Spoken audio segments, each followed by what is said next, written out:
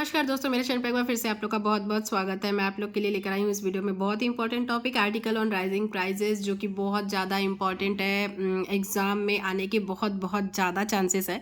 सो आपको दो या तीन ऐसे टॉपिक्स मिलेंगे जिनमें से आपको कोई एक लिखना रहेगा। तो राइजिंग प्राइजेस थोड़ा सा कठिन ऐसा लगता है देखने में, बट एक्चुअल में आपको बताऊँ बहुत ज़्यादा ईजी है इसको लिखना। इस टॉपिक पर आर्टिकल लिखना बहुत ज़्यादा ईजी है। तो चलिए मैं आपको एक बार बता देती हूँ ताकि लिखने में आपको आसानी हो, आप आराम से बहुत ज़्यादा न भी रटे तो भी आप आराम से लिख सके।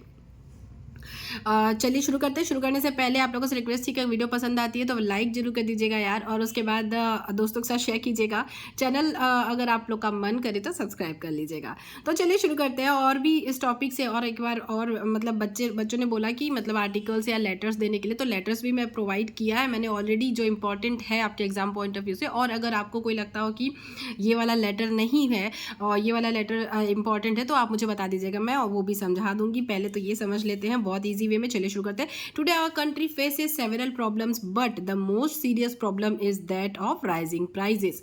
ये पहली लाइन आपको लिखनी है, ठीक है। Today our country faces several problems, आज के टाइम पे हमारी जो कंट्री है वो सेवरल प्रॉब्लम्स, बहुत सारे प्रॉब्लम्स फेस कर रही है। But the most serious problem is that of rising prices, but एक बहुत ज़्यादा मोस्ट मतलब क्या बोलते हैं सीरियस प्रॉब्लम है राइजिंग प्राइजेस, मतलब जो महंगाई बढ़ रही है, राइजिंग प्राइस बढ़ रहा है, महंगाई बढ़ रही है, ये आज के टाइम की सबसे बड़ी समस्या है।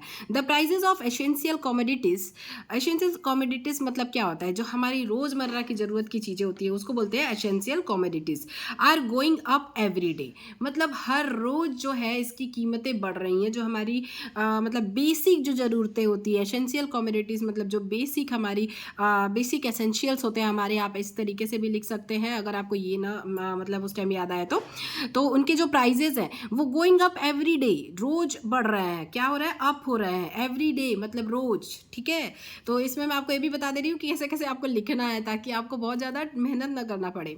The retail prices of rice, अब इसमें हम लिखेंगे कि जो नॉर्मल जो हमारी जो ज़रूरत की चीज़ें हैं रोज़ की, वो क्या क्या हैं और उनके प्राइजेस कैसे बढ़ रहे हैं। The retail prices of rice, rice का, पोटैटो, गैस, गैस बहुत ज़्यादा जरूरी है, ऑयल ज़्यादा जरूरी है, पोटैटो, राइस, दाल और वेजिटेबल्स आर गोइंग अप, क्या हो रहा है? वो बढ़ रहा है। बाई लीव्स एंड बाउंड्स, ठीक है। With the continual price rise of petroleum, common people of our country are highly affected.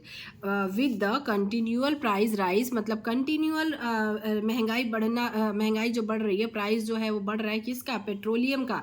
उसकी वजह से कॉमन पीपल जो है, मतलब एक नॉर्मल जो कॉमन लोग हैं, जो असामान्य जनसंख्या है एक, उन लोग क्या हो रहे हैं? बहुत ज़्यादा हाईली अफेक्टेड हो रहे हैं, अफेक्ट हो रहे हैं, ठीक है।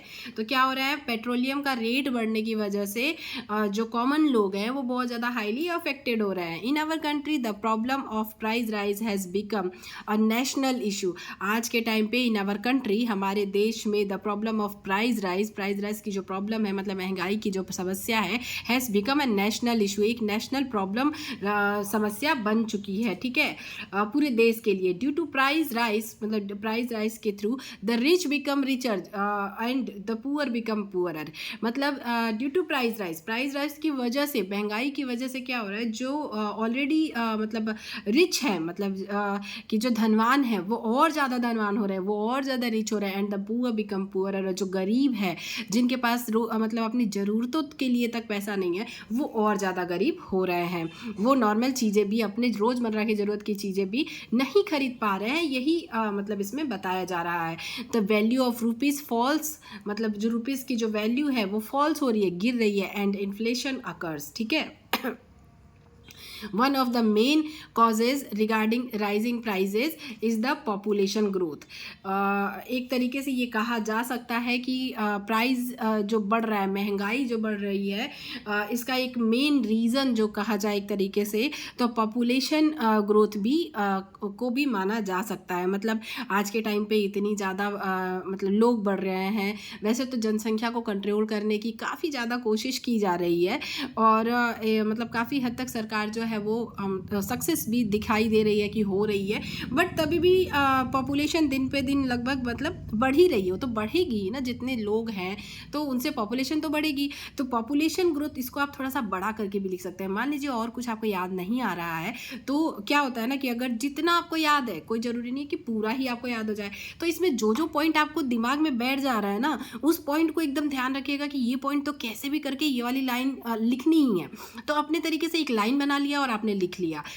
इसमें सॉरी, कोई ज़रूरी नहीं है कि जो लाइन मैं बता रही हूँ यही लिखना है, बट आपको ये पॉइंट्स याद रखने हैं कि मैंने इसमें कौन कौन से पॉइंट्स इसमें मतलब जो एसेंशियल जो हमारी चीज़ें हैं रोज़मर्रा की वो महंगी हो रही हैं, जैसे rice, potato, gas, oil, petroleum जो है वो बहुत, पेट्रोल जो है वो बहुत ज़्यादा ज़रूरी है, तो वो उसकी वजह से एक कॉमन मैन को बहुत ज़्यादा प्रॉब्लम फेस करना पड़ रहा है। तो ये जो सब चीज़ें जो मैं आपको बता रही हूँ ना, ये बस पॉइंट पॉइंट अपने दिमाग में रखे रहिएगा ताकि आपको लिखने में आसानी हो। जैसे याद नहीं आ रहा है यार इसके बाद क्या है, कोई बात नहीं, आपको जो मन में आ रहा है ना वो आप लिख दो, बस लाइन एक थोड़ा सा प्रॉपर बना लेंगे कि हाँ इस लाइन में। और मैंने आर्टिकल एक लाइन में पूरा एक ऐसे लिख दिया है, तो आप थोड़ा सा इसको पॉइंट वाइज भी लिख सकते हैं। पॉइंट वाइज मतलब इसमें पॉइंट आपको नहीं दिखाना है, बट पैराग्राफ वाइज, जैसे दो तीन लाइन का एक पैराग्राफ, फिर 3 लाइन का एक पैराग्राफ, ऐसे ऐसे करके जहाँ से आपको जो जो पॉइंट याद है ना वो शुरू ही वही उसी पॉइंट से करना है। तो इससे क्या होगा ना कि जो एग्जामिनर होगा उसको दिखेगा कि आप मतलब जो सामने वाला बच्चा है वो पढ़ा है, उसको ये चीज़ आती है, वो पूरा उसको पढ़ने की ज़रूरत नहीं पड़ेगी, वो पूरे को पढ़ के समझेगा नहीं कि मतलब इसको मार्क्स देने के लिए पूरा पढ़ना, इतना तो टाइम ही नहीं होता उनके पास। वो क्या करेगा कि देखिएगा अरे ये पॉइंट यहाँ से शुरू है तो फर्स्ट लाइन, अरे हाँ ये लिखा है, चलो ठीक है, इसके अंदर तो इसके बारे में एलोबरेट किया होगा, तो उस चीज़ को वो पूरा नहीं पढ़ेगा, वो सामने ही पढ़ के सोच लेगा कि इसको तो आता है भैया, ठीक है चलो चेक कर दिया, नंबर दे दिया, काम खत्म, आगे बढ़ गए। तो इस तरीके से आपको ध्यान रखना है कि किस तरीके से आप, जैसे नहीं भी आता है, कम आता है, तो भी आप एग्जामिनर से नंबर आपको कैसे निकलवाना है, ये जो टेक्निक है ना ये आपको आनी चाहिए। बाकी लिखने के लिए तो सभी लोग पूरा लिखते हैं, किसी को नंबर कम मिलते हैं, 1-2 नंबर कम कर देंगे भी इसमें तो क्या हो जाएगा, लेकिन आप अगर जब पॉइंट वाइज लिखते हैं ना तो सामने वाले को दिखता है कि भैया बच्चे ने मेहनत की है, तो वो नंबर देने के लिए पीछे नहीं हटेगा। ठीक है, तो इस तरीके से आपको लिखना है। आगे बढ़ते हैं, कहाँ गया, हाँ यहाँ पे है, पॉपुलेशन ग्रोथ जो है वो मेन रीज़न है। ठीक है, आप इसको पॉइंट वाइज भी लिख सकते हैं कि पॉपुलेशन ग्रोथ जो है वो सबसे ज़्यादा मेन रीज़न है, फिर उसको थोड़ा सा 4 लाइन में इलॉबरेट कर लिया। We have over 100 crore people, ठीक है, we have over 100 crore people living in India. India में 100 करोड़ पीपल लिविंग मतलब रहते हैं, सोच लीजिए कितनी आबादी है। तो ऑब्वियसली मतलब इसकी जो मतलब समस्या है महंगाई की, ये आनी ही है। Hence there is a higher demand of product. तो यहाँ पे क्या है, जब पॉपुलेशन ज़्यादा होगी तो प्रोडक्ट की डिमांड ज़्यादा होगी, भी ज़्यादा चीज़ें चाहिए होंगी, रोज़मर्रा की ज़रूरतें जो हैं, जो सामान है वो इतना ज़्यादा मतलब 100 करोड़ पीपल के अकॉर्डिंग चाहिए होगा। ये तो अभी संख्या गिनती में है। अभी सोचिए आपकी बहुत सारी तो ऐसी होती है जो बिना गिनती के मतलब बहुत लोग होते हैं, तो बहुत ज़्यादा जनसंख्या है, तो इसकी वजह से डिमांड जो प्रोडक्ट की है वो ज़्यादा हो जा रही है और उतना पूरा नहीं हो पाएगा, तो फिर वहाँ पे क्या होगा, महंगाई बढ़ेगा, भाई चीज़ों को महंगा कर दिया जाएगा। तो इसी तरीके से हो रहा है।